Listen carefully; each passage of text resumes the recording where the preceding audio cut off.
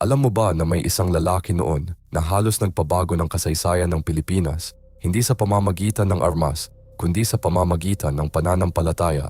Taong 1841, sa Quezon Province, isang simpleng Pilipino ang nagngangalang Apolinario de la Cruz ay nagsimulang mangaral.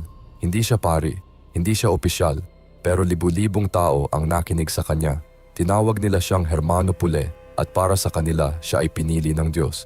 Naniniwala ang kanyang mga tagasunod na ang kaniyang banal na kapangyarihan ay nagpoprotekta sa kanila. Hindi sila maaaring tamaan ng bala, hindi sila maaaring talunin ng mga Kastila, at ang nakakatakot, nag-alinlangan ang mga Kastilang sundalo.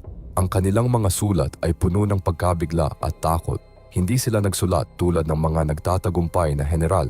Nagsulat sila tulad ng mga taong hindi sigurado kung ano ang kanilang kinakaharap.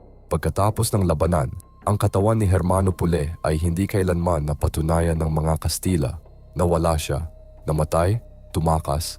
Ang kaniyang mga tagasunod ay nagsabi ng isa pang bagay. Nagsabi sila na bumalik siya sa langit at ang apoy na kanyang sinindihan, iyon ang naging katipunan.